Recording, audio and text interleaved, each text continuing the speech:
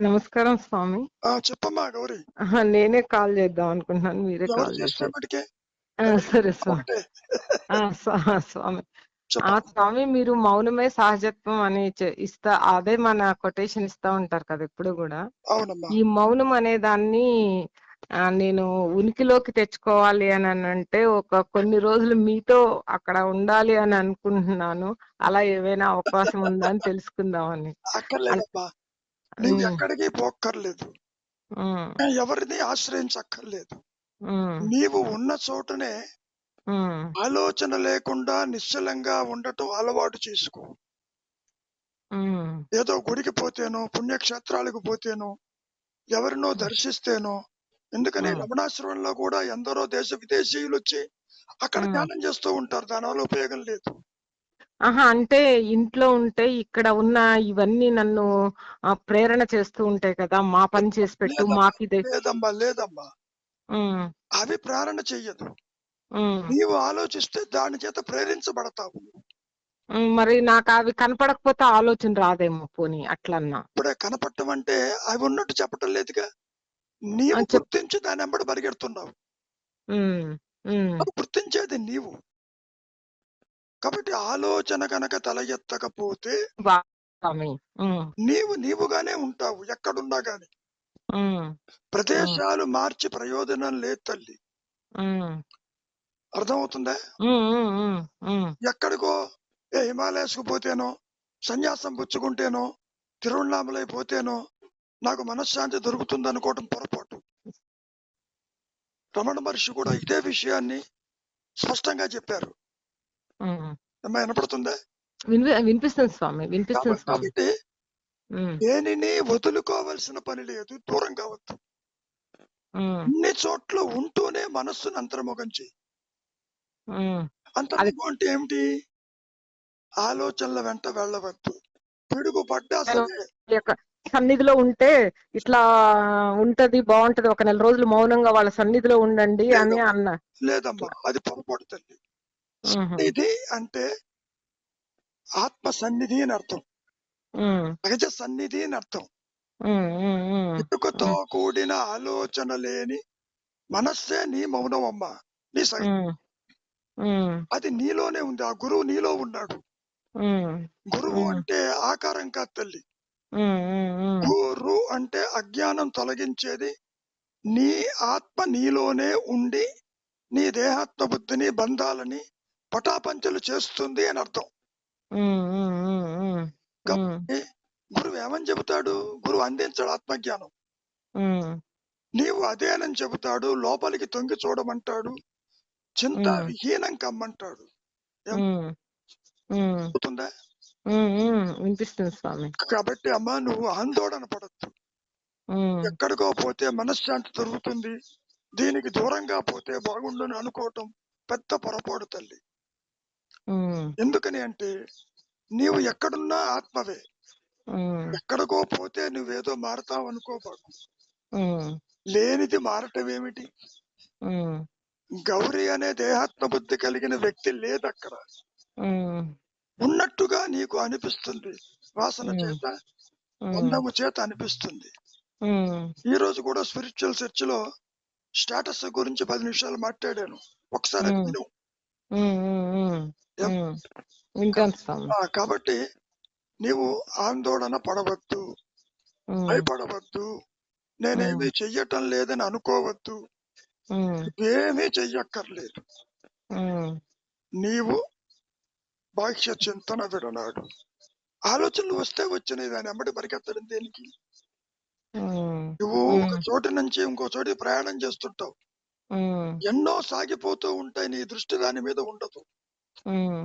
గమ్యం మీద ఉంటుంది. హ్మ్. ఏమ్మా? హ్మ్. కాబట్టి హ్మ్. నీకు తెలిసినా తెలియకపోయినా హ్మ్. నేను అంటే నీ సహజత్వం. హ్మ్. ఎప్పుడైతే నేను గౌరిని, నేను గృహిణిని, నాకు బాధ్యత ఉంది, వీళ్ళందరికీ దూరంగా ఉంటే బాగుండును అని చెప్పేది ఈ మాయా నేను. హ్మ్. దాని మాట వినబాకు. హ్మ్. ఈ ఆత్మ దగ్గరికి తీసుకురా తల్లి. హ్మ్. దూరంగా తీసుకుపోతుంది జనన హ్మ్. మరణాలకి. హ్మ్. కాబట్టి నీవు భయపడవద్దు, ఆందోళన చెందవద్దు. నేను నీలో ఉన్నాను. నేను అంటే జ్ఞానము. ఆత్మే గురువు. ఆత్మ నీకు తెలియకపోవచ్చు. ఏ జ్ఞానంతో అయితే గౌరీగా నీవు సర్వకర్మలు ఆచరిస్తున్నావో ఆ జ్ఞానం నిన్ను నడిపించి లోపలికి తీసుకుని నష్టపరుస్తుంది. అదే జ్ఞానం. ఏమా ఆత్మ జ్ఞానము గురువు అందించడు, బయట నుంచి రాదు తల్లి. కాబట్టి ఏదో చేస్తే వస్తుందనో మనశ్శాంతి అనుకోవటం పెద్ద పొరపాటమ్మా. మనస్సు సంకల్పం లేకపోతే శాంతిగానే ఉంటుంది, ఆత్మగానే ఉంటుంది. అది కొత్తగా ఏది రాదు తల్లి. అయ్యో నేను వెళ్ళలేకపోయానే, అటు పోలేదే ఇటు పోలేదని నువ్వు అనుకోవద్దు. నువ్వు అనుకోవటమే నీకు ప్రతిబంధకం. సంసారము నిన్ను బంధించదు, నీ ఆలోచనే నిన్ను బంధిస్తుంది. సంసారం అనేది ఎక్కడా లేదు తల్లి. ఇదంతా కల్పన, మనోకల్పన. బంధము కల్పనే, మోక్షము కల్పనే. కాబట్టి ఆలోచన లేకుండా నిశ్చలంగా ఉండు. ఎక్కడ ఉన్నా సరే సర్వ కర్మలు ఆచరిస్తూ ఉండు. కర్తవి నీవు కాదు, నీవు ఒక పనిముట్టు అనుకో. ఆ ఉच्चतर శక్తి చూసుకుంటుంది నిన్ను. ఎప్పుడైతే నీవు కర్తవు అనుకుంటావో కర్మ వెంటాడుతుందమ్మా. కర్తవి నీవు కాదు, నీవు ఒక పనిముట్టు మాత్రమే. నువ్వు ఇంత పనులు చేస్తుంటావు పనిముట్లతోటి. ఎప్పుడైనా పనిముట్టు కంప్లైంట్ చేస్తుందా? లేదు కదా. కనుక ఏమా మీరేమో ఇంత సులభంగా చెప్తారు స్వామి. అది మీరు చెప్పినప్పుడేమో అసలు ఏమి ఆలోచన ఉండదు, ఏముండదో, ఒకలాంటి ఆనందంలోకి మైమరుపులోకి వెళ్ళిపోతున్నాము. మళ్ళీ నీ మౌనమే సహజత్వం అంటే అది ఉనికిలోకి రావడానికి ఏ మౌనమో అర్థం అవ్వట్లేదు. మా మౌనంగా నోరు మౌనంగా ఉంచటం జరుగుతుంది. నోరు మనస్సు రెండు మౌనంగా ఉండాలి. ఆలోచన వస్తేనే కదా వాక్కు వచ్చేది. అవును కదా స్వామి. వాక్కు లేదంటే, ఆలోచన లేకపోతే నువ్వు మౌనంలోనే ఉంటావు, మౌనంలో ఉంటావు.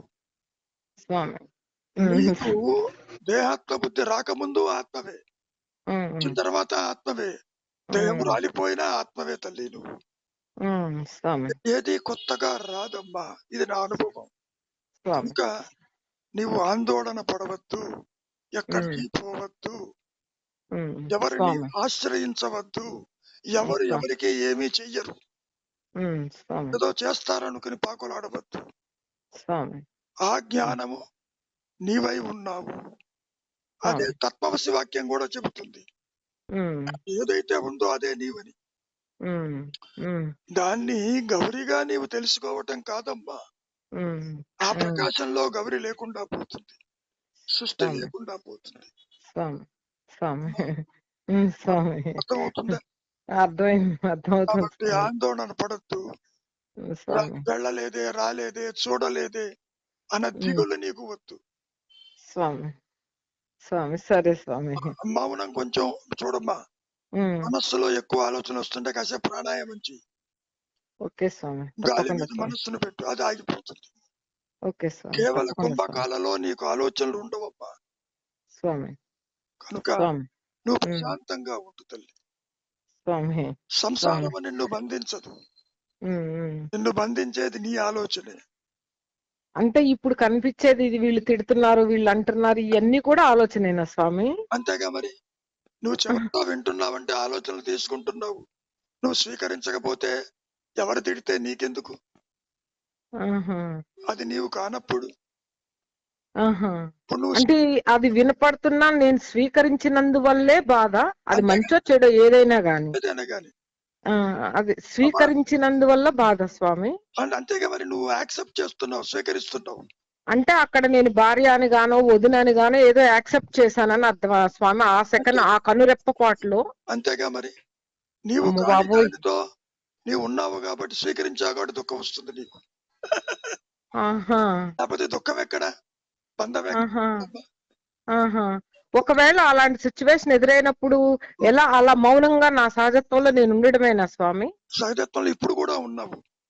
విస్మరించు విస్మరించు, ఆలోచనలను విస్మరించు, స్మరించవద్దు. స్మరించవద్దు. స్వామి. స్మరిస్తున్నావు కాబట్టి దుఃఖం వచ్చింది. స్మరించావనుకో నీకు ఇబ్బంది ఉండదు స్వామి. ఏమ్మా. స్వామి స్వామి విస్మరించటము అంటే వాటి జోలికి పోకపోవటం, వాటిని నీ మనస్సులోకి తీసుకురావద్దు. అప్పుడు నీవు ఆనందంగా ఉంటావు, నీవుగా ఉంటావు. స్వామి తెర మీద ఎన్ని బొమ్మలు పడ్డా తెరకేమైనా ఇబ్బంది? ఏముండదు స్వామి. ఇక్కడ మీరేమి ఇంత నవ్వుతూ ఇంత చిన్నగా చెప్తారు, ఇది రియాలిటీలోకి వచ్చే వరకు చాలా హార్మ్ఫుల్ అయిపోతుంది స్వామి. మీరే అమ్మా రియాలిటీ అదే, ఇది అన్రియల్. ఇదే అన్రియల్. రియాలిటీ ఈజ్ యువర్ ఆత్మ, reality is your nature, Shanti your nature. అమ్మా నువ్వేమనుకుంటున్నావు? దూరంగా పోతే మనస్సు హాయిగా ఉంటుందని. విచారిస్తే మనస్సే లేదు, దూరం మొక్కలేదు, దగ్గర లేదు. ఆలోచన తల ఎత్తకుండా నిలిచి ఉండు క్షణకాలం. స్వామి స్వామి దానికి ప్రాణాయామం బాగా ఉపయోగపడుతుందా స్వామి? అయితే కొంతవరకు ఉపయోగపడుతుంది స్వామి. ప్రాణాయామం అంటే ఏంటి? గాలి మూలము మనోమూలము ఒకటే కూర్చుంది. గాలిని నియంత్రిస్తే మనసులో ఆలోచన రాదు. ఆలోచన లేనప్పుడు గాలిని నియంత్రించక్కర్లేదు. అవును స్వామి.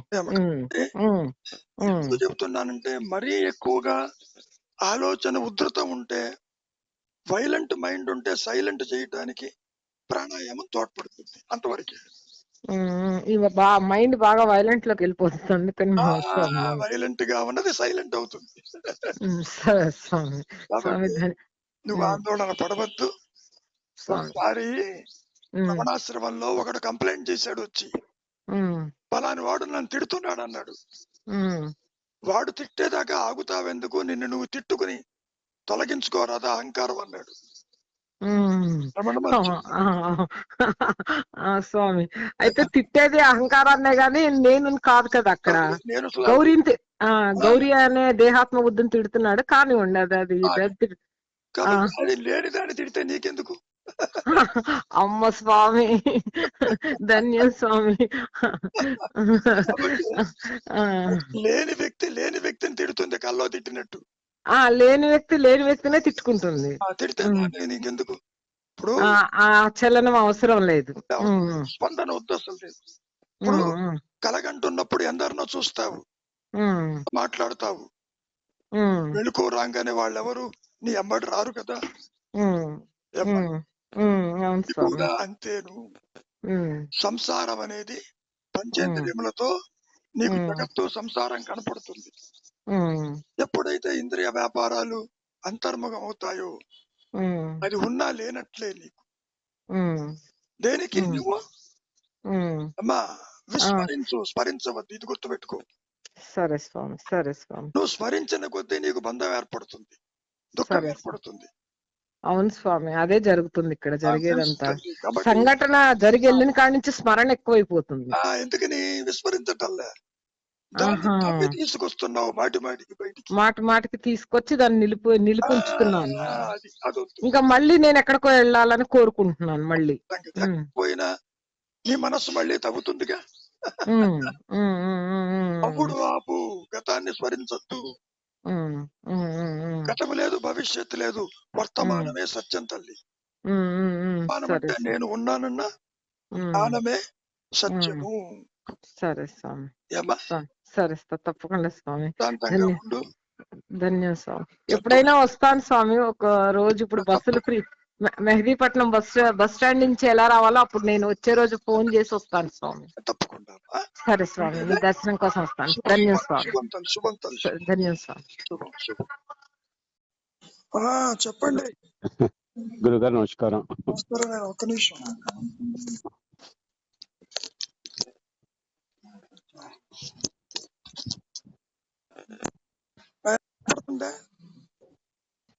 స్వామి. హలో స్వామి. ఏం లేదు స్వామి, ఇప్పుడే గౌరీ గారు అడిగిన దానికి సమాధానంగా మీరు చెప్పింది ఆలకించాను స్వామి. అది గౌరీ గారు ఒక్కరికి చెప్పినట్టుగా లేదు స్వామి, మా అందరికీ ఒక సమాధానం దొరికింది. ప్రశ్న అందరిది, సమాధానం కూడా అందరికీ అందింది స్వామి. అందుకనే కదా ఆ విషయాన్ని అందరితో పంచుకోవటం. అదే అదే, తనేమో తనకు వచ్చిన సమాధానం అన్నట్టుగా అవును అవును అంటుంది, కానీ మాకు ఇక్కడ అందరికి కూడా ఇది నిత్యం ఖచ్చితంగా అందరికి బోధపడింది స్వామి. చాలా బాగుంది. ఈ ఆందోళనకు మీరు అన్న ప్రాణాయామం కంటే ఎక్కువ ఇప్పుడు ఈ ఆడియో క్లిప్ ఇంకా ఉపశమనాన్ని వెంటనే ఇచ్చింది అనుకోవాలి, సమయానికాలంగా అయితే. కాకపోతే దాన్ని మననం చేసుకుంటే అది దీర్ఘకాలికంగా ఉండిపోతుందేమో. అందులో అందులో ఉండండి అంటే బోధపడలేదు స్వామి. ఉండేది ఉండదు నాయన, ఆ కొత్తగా అదే ఇవేమీ ఉండవు, ఆల్రెడీ అదే ఉన్నావు. ఆలోచనని విస్మరించడం అనే ఒక ఇది చెప్పారు. స్మరించవద్దు, విస్మరించు. ఎవరైనా విస్మరించనేది. మాట్లాడతారు, ఆ మాటలు నువ్వు పట్టించుకుంటూ పోతూ ఉంటే వాళ్ళ మాటలు సక్సెస్ అవుతాయి. అవును స్వామి. ఇప్పుడు ఒకడెవడో తిట్టాడు అనుకో, తిట్టింది నువ్వు బాధపడుతుంటే he will be very happy. ఎందుకని? తిట్టిన యొక్క ఫలితం వాడికి దక్కింది అక్కడ. కనుక ఎప్పుడైతే నీవు వాటికి దూరంగా విస్మరించి ఉంటావో, ప్రపంచం ఊడి పడినా నీకేమీ అనిపించదు. నీ ఆలోచనే నిన్ను బంధిస్తుంది నాయన. మీరు అన్నట్టుగా సంసారం కాదు బంధించేది, నీ ఆలోచన మాత్రమే. అది సంగతి. అందుకే ఈ తీవ్రత కూడా మనిషికి వ్యత్యాసంగా ఉంటుంది స్వామి. అంటే అతను తీసుకునే విషయాన్ని బట్టే కదా. ఎంత తీవ్రంగా సమస్య ఉన్నప్పటికీ, ఎన్ని వాసనలు ఉన్నప్పటికీ మరి దేహాత్మ బుద్ధే లేదుగా. నువ్వు దేంతో అనుకున్నప్పుడు ఇతరులు కనపడుతున్నారు నీకు. నాయన అవును సార్. లేకపోతే కనపడరుగా. నిజానికి ఇతరులు ఎవరు లేరు, ఉన్నది ఆత్మేను, లేనిది సృష్టి. ఇది నా అనుభవం. కానీ నువ్వు సృష్టిని చూస్తున్నప్పటికీ ఆత్మనే చూస్తుంటావు అక్కడ. సృష్టి విడిగా లేదు, అసలు అహంకారము తల ఎత్తలేదు, అసలు పరిమితత్వమైన దేహాత్మ బుద్ధి లేదు లేదు లేదు అనేది సత్యము. మరి ఉన్నదేమిటి? ఉన్నది ఎరుక, అవేర్నెస్. Very simple. అంటే స్వామి దీన్ని ఈ పరిమితత్వం కాదు, నేను ఇది విశ్వాసంగా నమ్ముకొని పెట్టుకోవాలా, లేదంటే ఆ జ్ఞానము బోధపడేటప్పుడే కదా అనుభవంలోకి వచ్చేది? కాదు నాయన, నీవు అనుకోవటం కాదు, సత్యము అనుభవంలో సత్యానికి ఉంటుంది తప్ప విద్యాసాగర్కి ఉండదు. విద్యాసాగర్ అనే ఒక వ్యక్తి ఒక అభూత కల్పన. దేహం చెప్పిందా నేను విద్యాసాగర్ అని? లేదు కదా. చెప్పలేదు. నువ్వు చెబుతున్నావు ఈ దేహం నాది, నా పేరు ఇదని. సో చెప్పేటటువంటి నేను విచారిస్తే అది లేదు, ఆత్మ చెప్పదు. చెబుతున్న నేనుకి ఉనికి లేదని ఇక్కడ గ్రహించు.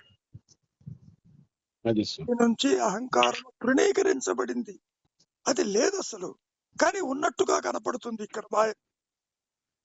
దేహము, సంసారము, ఇతరులు, జనన మరణాలు, బంధాలు, ఏదో మోక్షం ఏదో ఉందని అనుకుంటారు. అటువంటిది ఏది ఉండదు. నిద్రపోతేనే ఎగిరిపోతున్నాయిగా ఇవి. పొరపాటునన్నా అవి ప్రకాశిస్తున్నాయా? లేదు కదా. కాబట్టి ఎవరు ఆందోళన పడవలసిన అవసరం లేదు.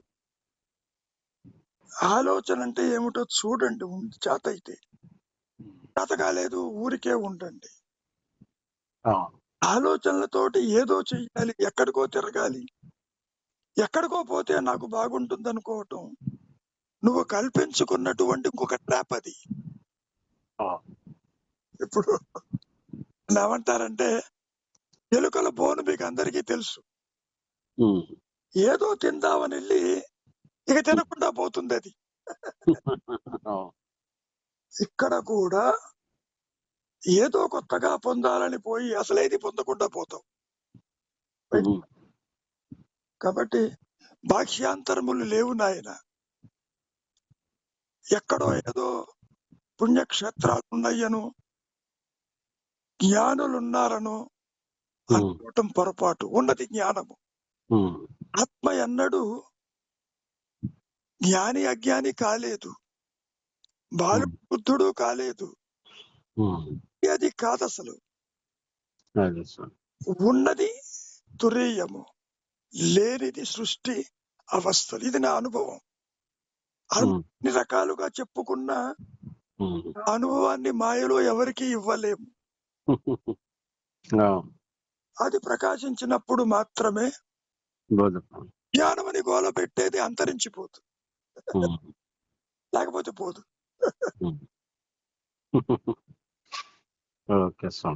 లేనిది పోవటం ఏంటి? ఇప్పుడు సర్పరచ్చు భ్రాంతిలో పాము భయం కలిగింది, మంచిది. చూశారు, పాము లేదు, తాడే ఉంది. ఇంకా తాడు గురించి తాపత్రయం ఉంటుందా? ఉండదు. తెలిసాక పాము లేదుగా. ఏం లేదు.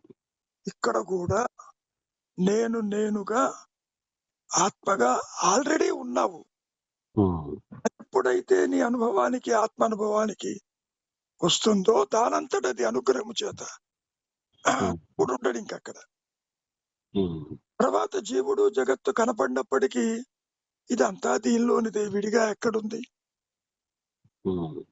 ఇంకో రహస్యం చూడండి, సముద్రంలో ఎన్నో అలలు వస్తుంటాయి. నురుగు అలలు, పెద్దవి చిన్నవి, ఎన్ని వచ్చినా సముద్రాన్ని విడిచి ఉంటుందా? అది సముద్రంలోనే పోయిందిగా. ఇక్కడ కూడా అంతే, ఆత్మ నుంచి ఏది రాలేదు, ఆత్మ మాత్రమే ఉంటుంది. ఆత్మ అంటే ఎరుక, ఏ సింపుల్ అవేర్నెస్. అదే స్వామి, మార్నింగ్ ఉదయం లేవగానే నాకు అనిపించింది కాలచక్రం నడుస్తుంది కదా, ఇందులో నేనేదో సాధించాలి, ఇప్పుడు నేను ఈ విషయాన్ని ఈ టైం అప్పుడే, ఈ జీవితం ఉన్నప్పుడే తెలుసుకోవాలి అనే ఆరాటం కూడా అది కరెక్ట్ గా అదేమో అనిపించింది గురుగారు. ఎందుకంటే నేను తెలుసుకోవడానికి నేను ఇక్కడ ఎవరు, మళ్ళా తర్వాత నేనంటూ ఇంకొకటి కంటిన్యూ అవుతుందా అనిపించింది. అది ఎందుకంటే నాయన తెలుసుకునేవాడు లేడని తెలుసుకోవటమే దీని యొక్క పర్పస్. తెలుసుకునేవాడు లేడని. ఎందుకని తానే ఆత్మ అయినప్పుడు నీకు తెలుసుకునేదేంటి? ఏమీ లేదు. నువ్వు ప్రపంచంలో ఎన్ని శాస్త్రాలు చదువుకున్నా, ఎన్ని ప్రదేశాలు తిరిగినా, ఎన్ని విషయాలు గ్రహించినా, నీవుగా గ్రహించకపోతే అదంతా వృధా అయి కూర్చుంటుంది. దానివల్ల ఉపయోగం లేదు. అంటే ఒక విధంగా చెప్పాలంటే, ఒక చెట్టు గాని, ఒక నది గాని, ఒక సూర్యుడు గాని, ఒక చంద్రుడు గాని, వాటికి నేను ఇతరులు అనే భేదం లేకుండా అలా నిశ్చలంగా ఉన్న పరిస్థితే మనం పొందాలనా గురుగారు? కాదు. చెట్టు ఏదో కాదు, స్టేషన్ మనిషి మూవింగ్ ట్రీ అంతవరకే. అసలు పరిమితమైన దృశ్యాలు ఎక్కడా లేవు. అలా కాదు, వాటి నేచర్ ఎట్లున్నదో మనం అలాగే ఉండాలా అని. నేచర్ అంటే వాటికి ఇది నేను అనే స్వభావం, అహం లేదు కదా దానికి. అట్లా కాదు. ఎవరు చెప్పారు? ఎవరు చెప్పలేదు. ఒక మైక్రోఫోన్ ఇస్తే నీకంటే ఎక్కువగా మాట్లాడుతుంది. అందులో అది ఉందా? మనస్సు అంతర్ముఖమైంది కాబట్టి నువ్వు దొరికినా, పూలు కోసినా మాట్లాడటం లేదు, కానీ అది కూడా దుఃఖిస్తుంది. దానికి కూడా ఉంటుంది. బోస్ రీసెర్చ్ ఏమిటి? చెట్లలో ప్రాణం ఉందన్నాడుగా. ప్రాణం ఉంది అన్న, ప్రాణం ఉంది కాబట్టి ఎదుగుదల అన్ని ఉన్నాయి కదా. పోతే అది మాట్లాడదు అనుకుంటున్నావు. మనస్సు అంతర్ముఖమై ఉంటుంది నాయన. రాయిలో కూడా చైతన్యం దాగి ఉంటుంది. లేకపోతే అహల్య ఎట్లా వచ్చింది బయటికి? అంటే అది పురాణంగా చెప్తారు కదా గురుగారు. చెప్పిన అందులో వాస్తవం దాగి ఉంది. వాస్తవం దాగి, సత్యం. పర్వతాలు కూడా పెరుగుట జరుగుతుంది కదా. కాబట్టి ఇక్కడ నీవు బయటకు వచ్చి ఏమీ చెయ్యక్కర్లేదు. అంతర్ముఖమై మౌనంగా క్షణకాలము నిల్చుంటే చాలు, నీ స్వరూపమే అక్కడ ఉంటుంది అనంతంగా. అది వ్యక్తిత్వంతో తెలుసుకోలేవు. ప్రకాశిస్తున్నప్పుడు వ్యక్తిత్వం ఉండదు. కానీ రెండు నేను లేవు ఇక్కడ. ఒకటే నేను ఉంటుంది. ఆ నేను జ్ఞానమై ఉంటుంది. దాన్నే పరబ్రహ్మమని, దాన్నే సృష్టి అని, దాన్నే ఈశ్వరుడని, సర్వమని మాయలో చెప్పుకుంటారు.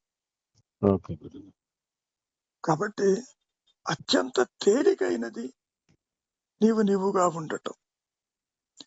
వర్ట్ is an obstruction for realisation. అదొకటి. నీ ధ్యానము కూడా అవరోధమే. ఎందుకని? హాయిగా నీవుగా ఉండక నా రూపాన్ని పట్టుకు తిరుగుతావు ఈశ్వరాన్ని. అసలు పని కల్పించవద్దు. మనస్సుకి పని కల్పించకపోతే ఆ మనస్సు శుద్ధమై శుద్ధ సత్వమై బాగానే ప్రకాశిస్తూ ఉంటుంది. కాబట్టి అడ్డు తొలగించే ప్రయత్నమే సాధన. ఆత్మను ప్రకాశించేది కాదు నాయన. ఓకే, ఏమైనా ఉందా? ఏం లేదు గురుగారు. ఇంకొక చిన్న సందేహం గురుగారు, అంటే ఇప్పుడు ఇలా వచ్చినప్పుడు మీకు ఫోన్ చేయడానికి ఏదైనా టైమింగ్స్ ఏమన్నా పాటించాలా గురుగారు? 24/7. థ్యాంక్ యూ గురుగారు. అదే ఎందుకంటే మీ విషయాల్లో ఇంకా ఫ్రీగా జరుగుతుంది, అట్లా వాడుకుంటున్నామా, ఏమన్నా ఇబ్బంది జరుగుతుందా అని ఒక సందేహం. పడేవాడు ఉంటే అదే వేరు గురుగారు. వాడికి ఇబ్బంది ఏమిటి? అదే ఎప్పుడైనా చేయవచ్చు. ఓకే, ఓకే, థ్యాంక్ యూ గురుగారు. నమస్కారం. శుభం. నాయన శశి, ఉన్నది ఎరుక అంటే ఏ సింపుల్ అవేర్నెస్, అదే తురీయం అంటాం. మరి లేనిదేమిటి? ద్వైతము, అవస్థాత్రయములు, అహంకారము, జనన మరణాలు, బంధాలు, మోక్షాలంటూ ఏది ఉండదు నాయన. ఇక్కడ నువ్వేమని అడుగుతున్నావు? Why is everyone not behaving like భగవాన్? In fact there are no others. నీవు దేహాత్మబుద్ధితో చూస్తూ భగవాన్ జ్ఞాని అని, ఇంకొకడు అజ్ఞాని అని నీవు దేహాత్మబుద్ధితో అనుకుంటున్నావే తప్ప అక్కడ రమణ మహర్షి దేహం కాదు, ఇక్కడ నీవు దేహం కాదు. మరి ఉన్నదేమిటి? A simple awareness. కాబట్టి ఎవ్రీవన్ అనే మాట నువ్వు ఈ స్థూల దేహానికి జగత్తును చూస్తూ మాట్లాడుతున్నావు. జగత్తులో నీలాగే ఉన్నారు, జగత్తులో స్త్రీ పురుషులు ఉన్నారు, జగత్తులో ఇతరులు ఉన్నారు, జగత్తులో భేదం కనిపిస్తుంది. ఇది ఒక కళ లాంటిది. కళలో ఎట్లాగైతే నీవు ఎందరినో చూసి తిరిగి మెళుకు వచ్చి జాగ్రత్తావస్థకి వచ్చినప్పుడు కళలో ఉన్నవాళ్ళు రమ్మంటే వస్తారా? రారు కదా. ఎందుకని రారు? వారు అసత్యము కాబట్టి. ఇక్కడ కూడా నీతో కలిపి నీవు చూస్తున్నటువంటి ఈ జాగ్రత్తావస్థలో మహర్షి కావచ్చు, ప్రదేశాలు కావచ్చు, గ్రహాదులు కావచ్చు, సంసారము కావచ్చు, మరే ఇతర వస్తు విషయాలు కావచ్చు, నీవుగా నిలిచిన తురీయమందు ఇక్కడున్న వాళ్ళు ఎవరు అక్కడికి రారు. కారణం ద్వైత జ్ఞానము జాగ్రత్తావస్థ కూడా కలవంటిది. కాబట్టి అదర్స్ అన్న పదం ఎక్కడా లేదు, ఎవ్రీవన్ అనేది కూడా ఎక్కడా లేదు. నా అనుభవంలో నాయన అసలు సృష్టే లేదు. అంటే జీవుడు కానీ, జగత్తు కానీ, ఈశ్వర భావన కానీ, జ్ఞానులు కానీ, అజ్ఞానులు కానీ, దైవము కానీ, ఇవన్నీ మానసికాలు. ఏది ఉండదు. ఉన్నానన్న ఎరుకే ఉంటుంది. దాన్నే ఉపనిషత్ వాక్యాల్లో అహం బ్రహ్మస్మి అంటారు. ఏ జ్ఞానమైతే నేనుగా ఉన్నదో అది ప్రకాశించినప్పుడు అక్కడ సృష్టి ఉండదు నాయన. కాబట్టి నీవు దేహం అనుకుంటున్నావు, కాబట్టి మహర్షి కూడా దేహం అనుకుంటున్నావు, ఇతరులు దేహం అనుకుంటున్నావు. అది అంతకంటే ఏమీ లేదు. ఉన్నది లేనిది, ఉన్నది అవేర్నెస్ అంటే కాన్షియస్నెస్ అంటే ఎరుక, మరి లేనిదో సృష్టి. జీవులు కానీ, ఇతరులు కానీ, జనన మరణాలు కానీ, తల్లిదండ్రులు కానీ, భార్యా బిడ్డలు కానీ అటువంటివి ఏది ఉండవు. అవన్నీ పూర్తిగా మానసికమైన ధోరణు లేను. ఓకే, అంతకంటే ఏమీ లేదు. ఎవరు ఎవరికి ఆత్మజ్ఞానం ఇవ్వరు. ఇంతమంది అవతారాలు ఎత్తొచ్చారు కదా ఈ మాయలోకి. ఏ ఒక్కరైనా కనిపించిన వారికి మరి ఆత్మని ప్రకాశింపచేశారా?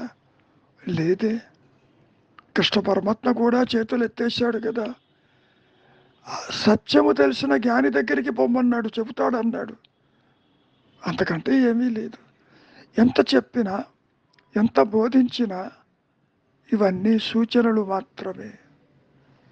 ఒక అవగాహనకి పనికొస్తుంది తప్ప ఆత్మని ప్రకాశింప చెయ్యగలిగింది ఈ మాయలో ఏదీ లేదు, ఉండదు కూడా. కారణం దేహం కావచ్చు, సంసారం కావచ్చు, జగత్తులో వస్తు విషయాలు కావచ్చు. ఏ ఒక్కటైనా అది ఉన్నట్టు నీకు చెప్పిందా? సూర్యుడు కావచ్చు, చంద్రుడు కావచ్చు, నీవు గుర్తిస్తున్నావు. మరి గుర్తించే నేనెవరు? చూడబోతే అట్టివాడెవడూ లేడు. అహంకారము తల ఎత్తలేదు. అహం అంటే జ్ఞానము. దేహాత్మ బుద్ధితో బయటకు వచ్చిన జీవభావన వచ్చినట్టుగా ఉంటుంది. తీరా విచారిస్తే అటువంటిదేది రాలేదు. ఇది నా అనుభవం. ఇది బోధించేది కాదు, సూచించేది కాదు, అందించేది కాదు. అలా ఉంటుంది. మరి ఎట్లాగూ ఇది అసత్యమని గుర్తించు. నీవు కూడా ఇప్పుడు దేహస్మరణ లేకపోయినా నిద్రలో ఉన్నావుగా. ఆ నిద్రలో ఉన్నటువంటి నీ సహజత్వాన్ని ఈ జాగ్రత్తలో తీసుకురా. తీవ్ర వైరాగ్యము కలిగి ఉండు. కోరికల వెంట, బంధం వెంట, బాధ్యతల వెంట నేను చేస్తున్నానంటూ పరిగెడుతున్నావుగా, నాది నాది అనుకుంటూ. ఆ అనుకునేవాడు ఉన్నాడేమో చూడు. ఇదంతా కూడా నాయన తెర మీద బొమ్మలు లాంటిది. తెర సత్యము, బొమ్మలు దృశ్యములు అసత్యములు. ఏ ఒక్క బొమ్మ అయినా తెర అయిందే? పోనీ తెర నుంచి ఒక్క బొమ్మ బయటకు వచ్చిందే? లేదు కదా. కాబట్టి ఆలోచనే నిన్ను అధోగతికి తీసుకువెళుతుంది. ఆలోచన లేని మనస్సు అది ఆత్మగానే జ్ఞానంగా ఉంటుంది, ఉన్నది. ఏది కొత్తగా రాదు నాయన. నా అనుభవంలో కూడా ఇంతకు ముందు కూడా ఇది ఉంది కదా అనే స్థితి ఏర్పడింది నా చిన్నతనంలో. ఆ స్థితిలో సృష్టి లేదు, తల్లిదండ్రులు లేరు, నువ్వు అనుకునే దైవం కూడా లేడు. ఇవన్నీ భావనలు. భావశూన్య సద్భావ స్థితి అన్నారు.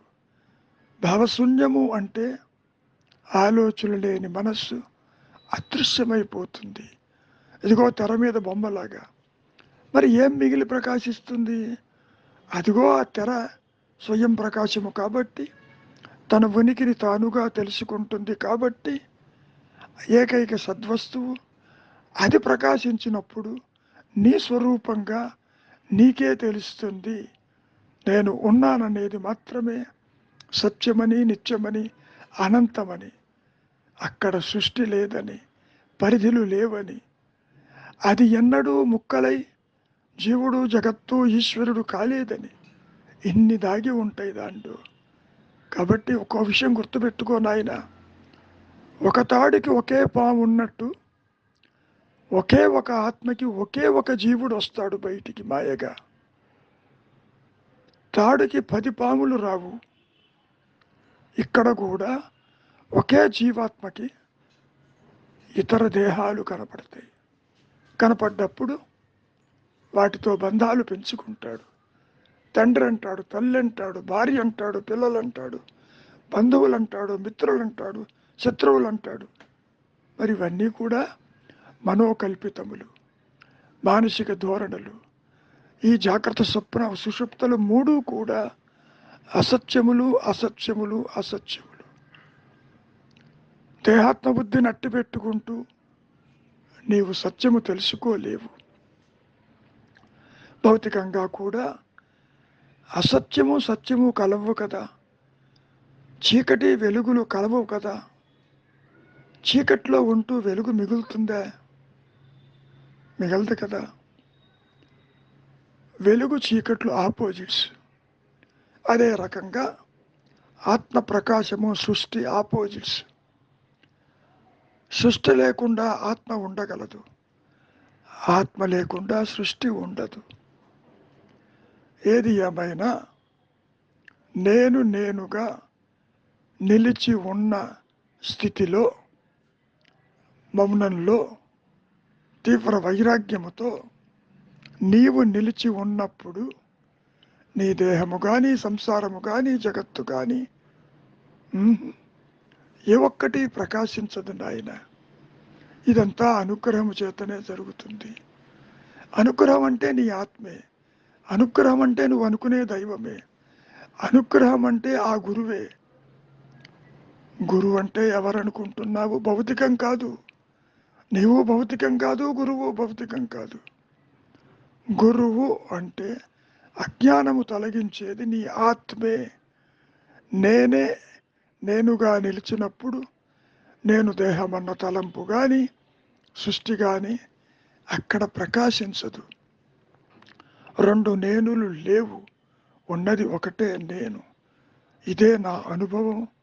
ఎప్పుడు చెప్పినా ఒకటే విషయము. మాటలలో భేదం ఉండొచ్చు, సత్యము మార్పు చెందనిది. మాటలకి అందనిది, మనస్సుకు అందనిది, ఇంద్రియాలకు అందనిది, అవస్థలకు అందనిది నీ సహజత్వము. నీవు దాన్ని తెలుసుకోవటం కాదు, ఆ ప్రకాశంలో నీవు లేకుండా పోతావు. నీలో మార్పు తీసుకొచ్చి నిన్ను నష్టపరిచి అది ప్రకాశిస్తుందని దత్తాత్రేయులు వారు త్రిపుర రహస్యంలో కూడా చాలా స్పష్టంగా చెప్పటం జరిగింది. నాయన, నిదానంగా పరిశీలించు. ఆలోచనకి అందనిది ఆలోచనతో, ఇంద్రియాలతో తెలుసుకుంటానంటే ఎలా కుదురుతుంది? కుదరదు కదా. ఈ అహంకారము తన మూలం తెలుసుకోలేదు. కారణం అది లేదు కాబట్టి. సర్పరచ్చు భయభ్రాంతిలో పాము తెలుసుకోగలదా తాడుందని? పామే లేదు కదా. లేని పాము ఎలా తెలుసుకుంటుంది? అట్లాగే ఇక్కడ కూడా లేని అహంకారము, ఉనికి లేని అహంకారము, అభాసకాంతితో కూడిన అహంకారము, మరి అది పూర్ణ జ్ఞానము కాదు కదా. అభాసము. దీని పుట్టుక, దీని మరణము దీని చేతుల్లో లేదు నాయన.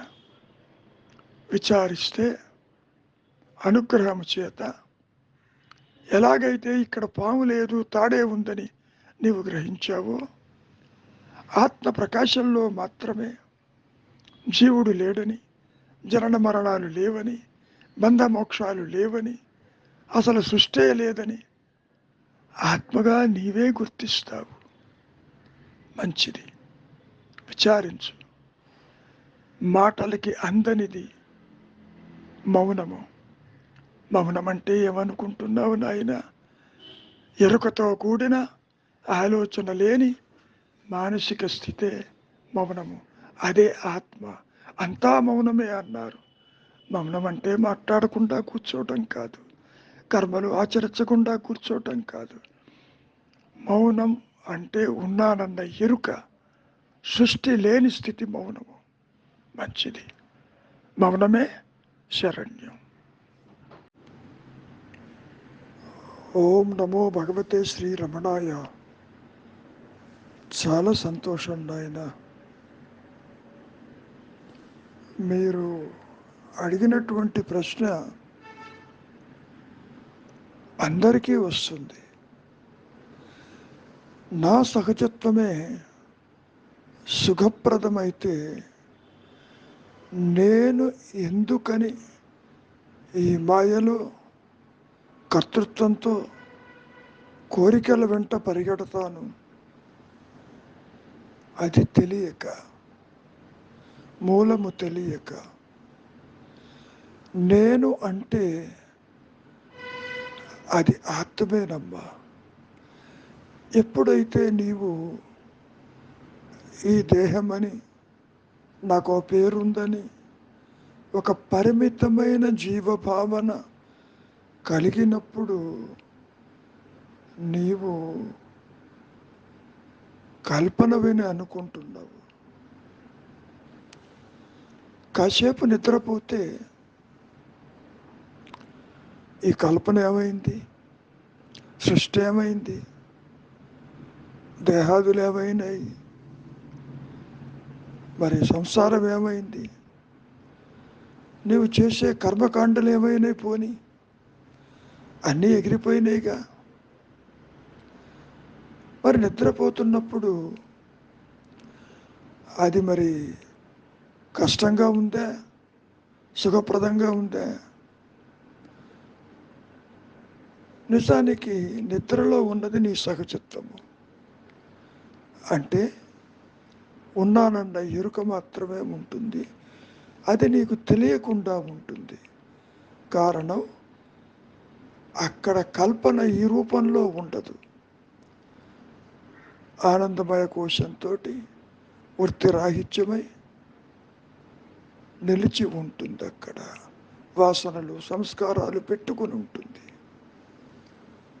అందుకని తన సహజత్వము తెలియదు. అయినప్పటికీ నిద్ర వద్దనే వాళ్ళు ఎవరన్నా ఉంటారా? పని కట్టుకుని మరి పక్కని సరిచేసుకుని దేహం మీద శరీరాన్ని పారేసి మరి ప్రతి ఒక్కరూ నిద్రిస్తున్నారుగా, తన సహజత్వానికి వెళుతున్నారుగా. నిద్ర వద్దనే వాళ్ళు ఎవరూ లేరు కదా. పైగా నిద్రనే కోరుకుంటారు. ఎందుకని? అది నీ సహజత్వం కాబట్టి. ఒకవేళ నీ సహజత్వమే దుఃఖపూరితమైతే ఎవరైనా నిద్రపోతారా? పోగలరా? ఆ సహజత్వమే దుఃఖపూరితమైతే దుఃఖాన్ని వెతుక్కుంటూ పోతావు ఈ ప్రపంచంలో, ఈ మాయలో. అలా కాదుగా, సుఖప్రాప్తి కోసం తిరుగుతున్నావుగా.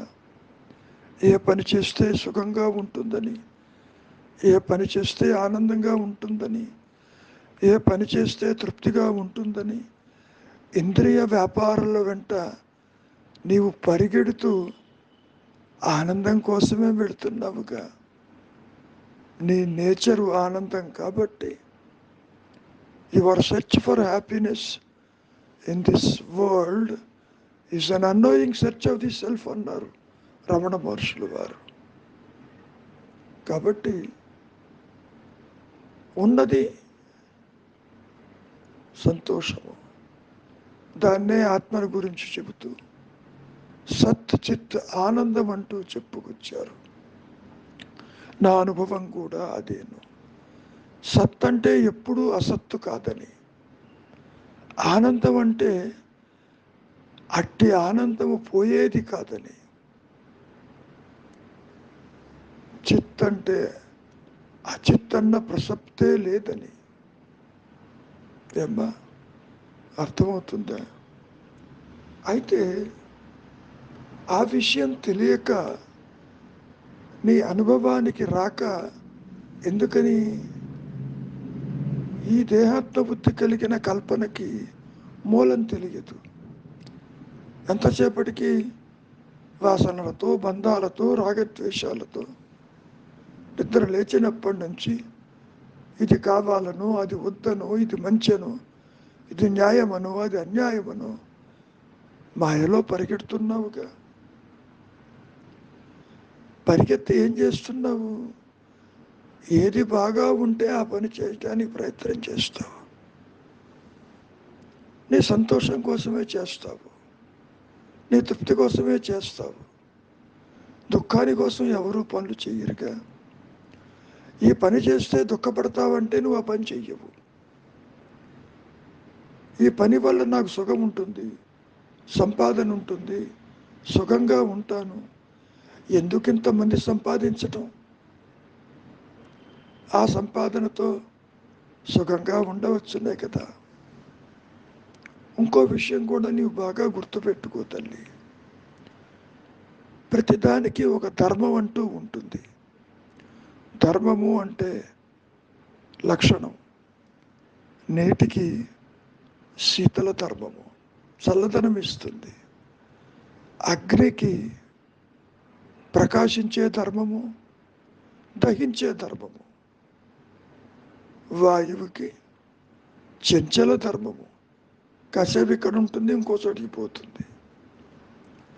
మరి జీవుడికో దేహాత్మ బుద్ధి కలిగిన ఈ మాయా జీవుడి ధర్మం ఏమిటి?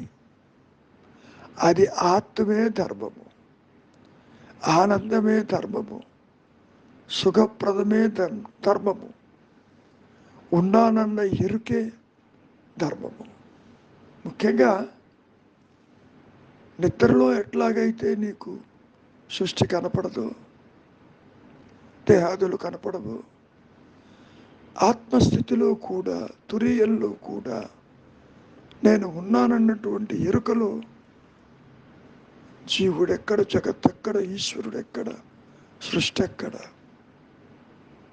అక్కడ అటువంటివేవి తల ఎత్తవు. కారణం ఈ మాయా నేను, దేహాత్మ బుద్ధి కలిగిన ఈ ఆర్టిఫిషియల్ నేను, ఈ లోయర్ సెల్ఫ్, దాన్నే పిశాచమని కూడా వర్ణించారు రమణ మహర్షులు వారు.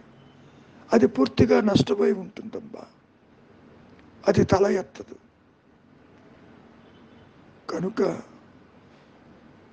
ఉన్నదే పరబ్రహ్మము, ఉన్నదే ఆత్మస్థితి, లేనిది సృష్టి, లేనిది జీవుడు, జగత్తు, ఈశ్వర భావనలు. ఇవన్నీ భావనలకే పరిమితము. ఎప్పుడైతే నీవు భావశూన్య స్థితికి నిలిచి ఉంటావో, తీవ్ర వైరాగ్యముతో నీకు వద్దన్న నీ సహజత్వమే అక్కడ ఉన్నానన్న ఎరుకతో ప్రకాశిస్తూ ఉంటుంది. ఇక ఆ స్థితిలో కోరేదెవరు, కోరికలెవరికి, బయట తిరగటం ఉంటుందిగా. ఈ సందర్భంలో చిన్న ఉదాహరణ కూడా చెప్పారు మహర్షులు వారు. ఒక పశువు ఉంటుంది, అది మాటి మాటికి బయటికి వెళ్ళి పొలాలలో గడ్డి గాదు అంతా తిని వస్తూ ఉంటుంది. అదే పశువుకి తన ఇంట్లోనే గొడ్ల సావిడిలో పచ్చగడ్డి పెట్టినప్పుడు అది బయటికి పోదుగా. ఇక్కడ కూడా నీవెవరివో నీవుగా నిలిచి ఉన్న స్థితిలో బయటికి మనస్సు రాదుగా. ప్రపంచంలో సుఖం కోసం వెతకవుగా.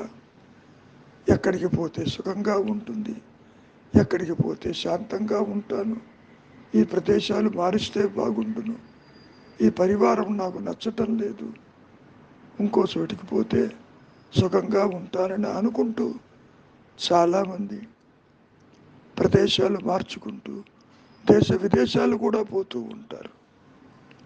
ఎక్కడికి పోయినా ఈ మనస్సు నీతోనే ఉంటుందిగా, వాసన రాహిత్యం కావటం లేదుగా.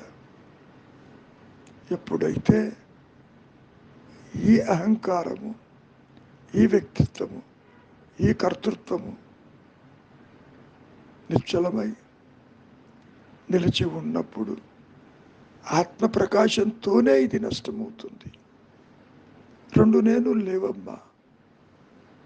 దేహాత్మ బుద్ధి కలిగిన కల్పననే నేను, ఉన్నానన్న ఎరుకతో కూడిన సత్యమైన అహంస్ఫురణ, దాన్నే పరబ్రహ్మమని, సత్యమని, ఏకమని, అనంతమని, సుఖప్రదమని, శాంతి అని ఇన్ని మాటలతో మనం మాయలో చెప్పుకుంటాం. కనుక నీ సహజత్వమే హ్యాపీనెస్. సహజత్వం నీకు తెలియక వాసనలతో, కోరికలతో, బంధాలతో దేహాలని ఆశ్రయిస్తున్నావు. దేహం ఒక ఆలోచన, జగత్ ఆలోచన. నువ్వు నిద్రపోతున్నప్పుడు సుఖంగా ఉందా లేదా? మొట్టమొదట దేహాత్మ బుద్ధి జనించిన తరువాతనే నీకు కోరికలు, బంధాలు, రాగద్వేషాలు ఏర్పడుతున్నాయి. ఆలోచనలు వాటంతటవి రావు. దేహాత్మ బుద్ధి జనిస్తేనే నీకు ఆలోచనలు వస్తాయి. ఆలోచన రావటం ఏంటి? ఇంద్రియాల వెంట పరిగెత్తడం ఏమిటి? విందామనో, తిందామనో, సుఖిద్దామనో, దర్శిద్దామనో అంటూ మాయలోకి చొచ్చుకుపోతున్నావుగా.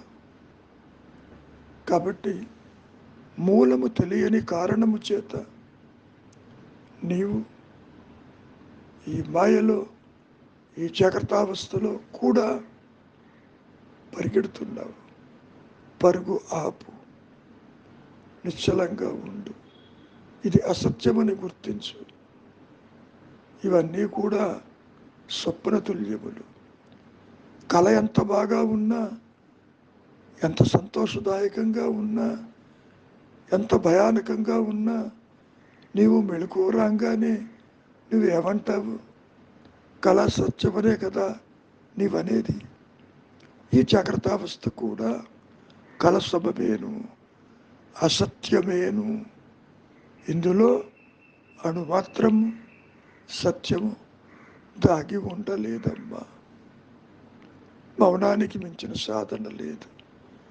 నీ స్వరూపము మౌనమే, నీ స్వరూపము తురీయమే.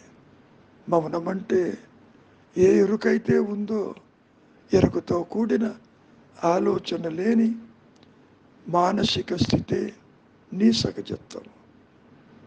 కనుక ఊరక ఉండుటే శ్రేయస్కరము, మంచిది.